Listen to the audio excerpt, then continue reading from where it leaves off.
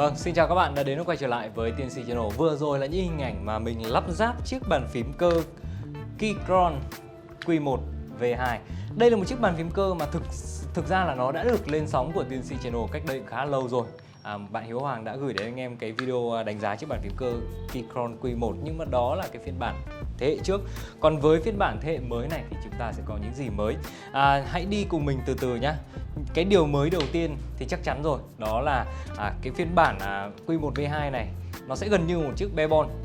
Gần như, bởi vì là nó sẽ có cho anh em có housing này, có case này, có plate, có mạch, có hệ thống gasket mount ở bên trong, có foam, có sound absorb, nói chung là đầy đủ hết.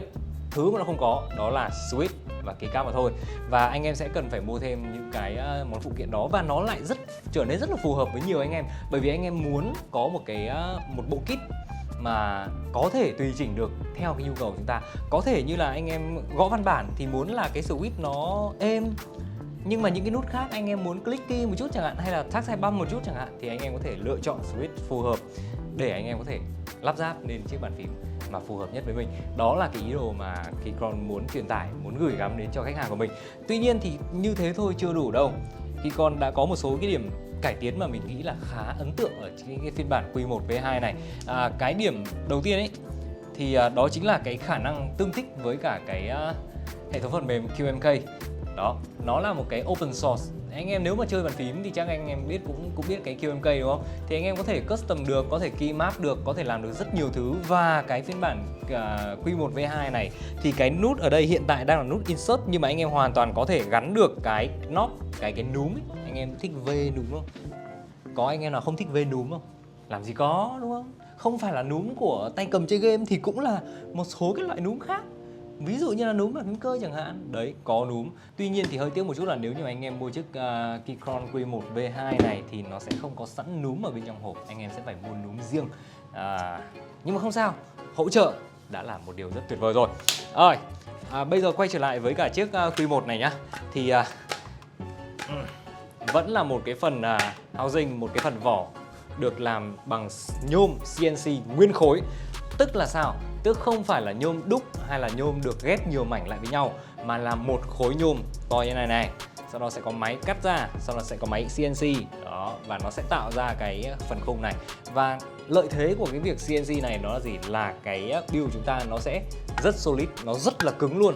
Và bình thường những cái mẫu bàn phím cơ, thậm chí là bàn phím cơ bằng nhựa, anh em thấy đấy, chúng ta chỉ có hời hợt vài con ốc để giữ những cái phần nhựa lại với nhau. Thì nếu như mà có ít như vậy thì cái bàn phím thứ nhất là nó sẽ không đầm, và trong cái quá trình chúng ta gõ này, những cái rung động nhỏ nó sẽ cọ sát làm cho cái bàn phím cơ dần dần nó bị lỏng đi. Thì đây, anh em nhìn này. Đấy, nặng không? Quá nặng, quá đầm luôn. 1, 2, 3, 4, 5, 6, 7, 8 8 con ốc lục giác được mạ vàng, trông rất là sang. Và đó, thiết kế thì là như vậy. Thiết kế thì cũng khá cơ bản thôi, cũng không có gì quá đặc biệt với chiếc bàn phím cơ này, khi mà nó sẽ có cái xu hướng vát chéo một chút như này.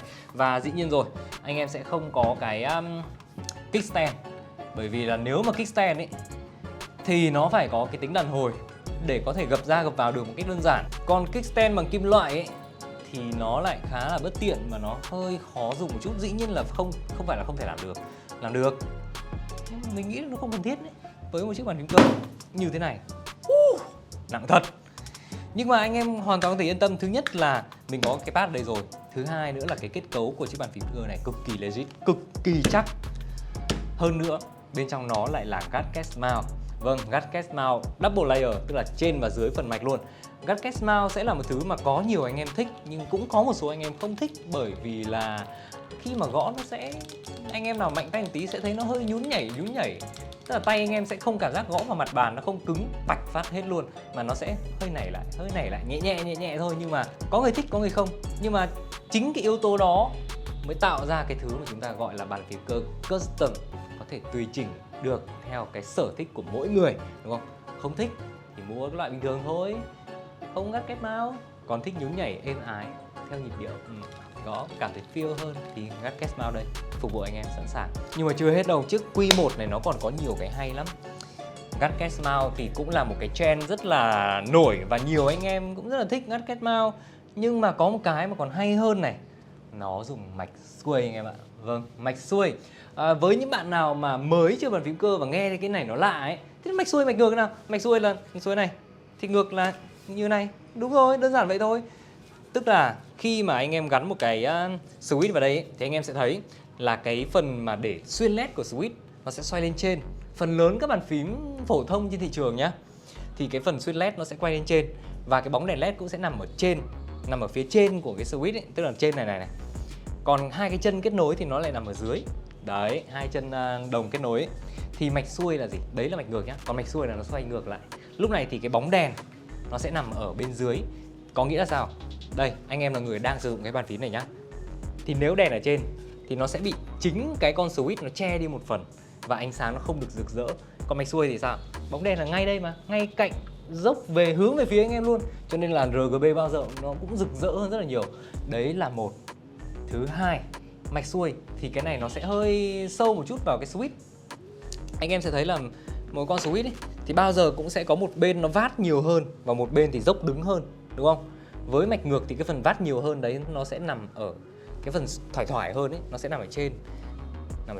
Còn cái phần dốc đứng nó lại nằm quay về phía anh em.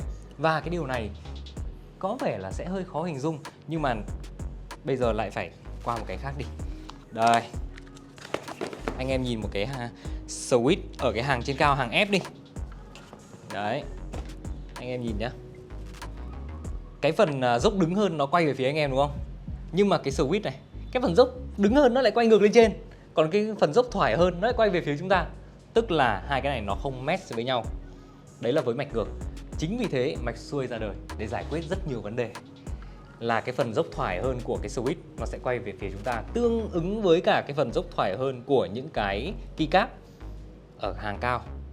Đó. Thật ra nếu như mà anh em chơi những cái profile khác thì nó cũng không thật sự ảnh hưởng, nhưng mà đặc biệt là cái profile Cherry này thì nó thực sự khác biệt luôn. Anh em cảm giác cắm cái switch lên trên cái keycap, cắm keycap lên trên switch là thấy nó vừa vặn hơn rất nhiều. Và cái điều này cũng giúp cho cái âm thanh gõ của chúng ta nó có sự thay đổi. Dĩ nhiên là anh em mới chơi thì sẽ rất khó nhận ra điều đấy, nhưng mà dần dần nghiện lâu rồi thì chúng ta cũng sẽ phân biệt được. Nhưng mà dần dần nghiện lâu rồi thì anh em cũng sẽ phân biệt được hàng ngon với cả hàng lởm thôi. Rồi, quay trở lại với cả cái sản phẩm chúng ta ngày hôm nay, đó là con Keychron Q1 V2.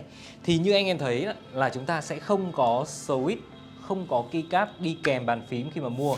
Đập hộp ra thì anh em sẽ chỉ có duy nhất đấy, anh em xem đoạn đập hộp đầu video rồi đúng không? Đó, nó chỉ có như vậy thôi, không có gì thêm cả. Và chúng ta sẽ phải mua thêm những cái pack switch này. Thật ra thì anh em có thể mua thêm bất kỳ loại switch nào anh em thích, bất kỳ luôn. Bởi vì là cái mạch con này có thể cắm được hết. Nhưng mà nếu như anh em mua cái switch này tại TNC Store thì hiện tại một hộp này nó có giá đâu đấy khoảng 200.000. Và nó sẽ có 7 x 5 là 35. Đó, có 35 cái switch. Tức là sao? Con này là layout 75%, có 80 mấy phím thì mình cũng không nhớ.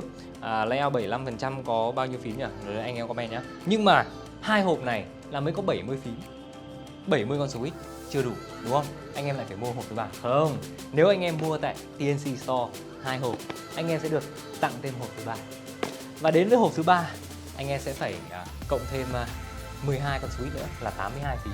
Đấy, 12 con nữa như anh em thấy ở đây, mình đã lấy ra 12 con để lắp cho được đầy đủ cái bàn phím này. Và những con còn lại thì để làm gì?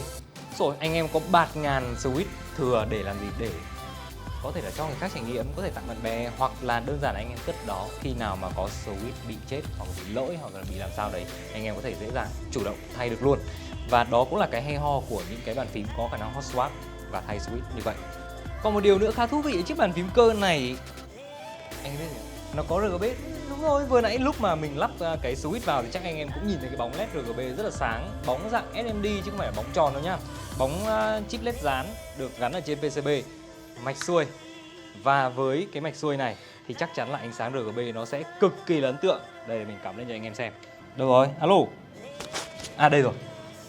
Dĩ nhiên là đây là một chiếc bàn phím cơ với plate màu đen. Và bên cạnh đó là cái bộ keycap mà mình đang gắn ở đây, nó là chất liệu PVT, cho nên là nó sẽ không xuyên led. hơi tiếc một chút, nhưng mà đổi lại là cái hệ thống đèn led vẫn rất rực rỡ và anh em vẫn có thể dễ dàng nhìn thấy như thế này. Nếu như mà cái plate nó màu trắng ấy, thì cái tỷ lệ phản xạ ánh sáng nó sẽ tốt hơn và nó sẽ còn rực rỡ hơn nữa, nhưng mà không sao cả. Dù sao thì đây cũng là một chiếc bàn phím cơ rất ấn tượng và chưa hết, còn rất nhiều điều để nói với chiếc bàn phím cơ này. Đó chính là ở trên cái plate của cái bàn phím cơ này ấy. Bình thường thì stab sẽ được gắn ở trên plate theo kiểu là gài vào, đúng không? Nó có những cái chốt lẫy giữ hay gì đấy. Và sau đó anh em hay phải mod stab, anh em phải cân chỉnh stab cho nó chắc hơn, cho nó dính hơn, cho nó đỡ bị những âm thanh lọc xọc. Nhưng với phiên bản này thì Keychron đã mang lại một cái stab phải nói là cực kỳ ấn tượng, khi mà cái stab được bắt vít, được vặn thẳng vào plate, vặn chắc vào luôn, cho nên yên tâm là không bao giờ lung lay. Và cái phần mỡ lúp sẵn trên stab mình thấy cũng khá là dồi dào, cho nên kể cả anh em có muốn lúp lại thì đôi khi chúng ta không cần bôi thêm, chúng ta chỉ cần chúng ta cần bôi thêm cho nó tỏa ra những chỗ mà anh em muốn thôi. Tuy nhiên thì có một điểm trừ cái bàn phím này ấy, đó chính là cái stab nó vẫn hơi tích. Đây anh em nghe này, cái phím space, cái phím dài này, đúng không? Mình đã thử mấy cái phím space khác nhau rồi, mình lộn lên lộn xuống các kiểu cái phím space rồi, anh em thấy nó đang hơi ngược đúng không? Và đó là một cái điểm trừ, nhưng mà không có gì là điểm trừ với những chiếc bàn phím cơ custom cả, bởi vì là đã vào tay chúng ta phải custom nó chứ, mua về chẳng nhẽ mua custom về xong dùng như là bàn phím, thế thì mua sửa mấy cái bàn phím giá rẻ cho xong. Chưa hết. Bàn phím này nó còn rất nhiều thứ nữa, nhưng mà tạm thời thì chúng ta sẽ chỉ nói vậy thôi. Vậy thì chưa hết ở đây là chưa hết cái gì? Còn đây, anh em thấy tại sao mà mình có một cái keycap set của chính chủ Keychron đây rồi, với mức giá khoảng 650, nhưng mà mình không lắp, mình lại chọn lắp bộ này. Bởi vì anh em nhìn nhá, đây, trông cũng được đúng không? Không đến nỗi, cũng chất liệu PVT, còn rồi đầy đủ layout các thứ rồi, ok. Nhưng mà màu trông nó hơi hiền, trông nó không rực rỡ, không thể hiện cá tính của chúng ta cho lắm. Mua về thì cái này thì hợp với anh em văn phòng này, mua về trông đơn giản thôi, cơ bản thôi, xếp đỡ ý kiến. Nhưng mà với những anh em nào mà chúng ta muốn có một sự cá tính nhất định thì lại phải chơi mấy cái bộ kiểu này này. Đấy, ví dụ ở đây là mình có một cái bộ keycap được phối màu, đây là màu xanh than với màu xanh min, xanh pastel, với một cái phím space được in một cái bức tranh theo trường phái ấn tượng, rồi trường phái trừu tượng gì ở dưới này. Nói chung là nhìn tạo ra chúng ta một cái sự cá nhân hóa, một cái sự khác biệt so với những cái gì gọi là stock, cái gì gọi là bán sẵn. Thì đấy cũng là một cái phần ý nghĩa của bàn phím cơ custom theo trải nghiệm, custom theo sở thích. Và nếu như anh em lựa chọn mua bàn phím cơ custom tại TNC Store, ví dụ như là sản phẩm Keychron này, thì như mình đã chia sẻ là anh em sẽ được tặng thêm một hộp switch nếu như anh em mua tại TNC Store nhé, mua 2 tặng 1. Và bên cạnh đó thì ở đây sẽ có switch blue và brown để anh em có thể lựa chọn tùy theo sở thích, hoặc là anh em có thể mua bất kỳ switch nào anh em muốn. Hoặc nếu như mà anh em muốn thay đổi keycap như thế này thì tại TNC Store cũng có sẵn rất nhiều những cái bộ keycap custom kiểu như vậy để anh em có thể lựa chọn với những màu sắc rất đa dạng, cũng như là kiểu dáng rồi họa tiết nhiều lắm. Nói chung là xấu đẹp như nào thì mình rất là khó để mình đánh giá, bởi vì là mắt thẩm mỹ mỗi người mỗi khác mà. Nhưng mà đó, anh em hoàn toàn có thể đến TNC Store và mang về với rất nhiều những cái lựa chọn hấp dẫn khác nhau. Quyền lựa chọn là của mọi người mà. Rồi, có lẽ là đó là những cái điều mà mình muốn chia sẻ với anh em trong video này. Và còn rất nhiều điều nữa trong những video tiếp theo, mình sẽ làm nhiều hơn về cái bàn phím cơ custom. Có thể là không chỉ về con Keychron Q1 này đâu, còn rất nhiều những mẫu nữa, và đặc biệt là rất nhiều những cái keycap mà chúng ta có thể trải nghiệm cũng như là thay đổi để mang lại cái điều gì đó tươi mới. Bàn phím thì có thể vài củ một con, nhưng mà keycap có mấy trăm thôi, thỉnh thoảng đổi vấn đề gì đâu, đúng không? Rồi, hẹn gặp lại anh em trong những video tiếp theo nhé.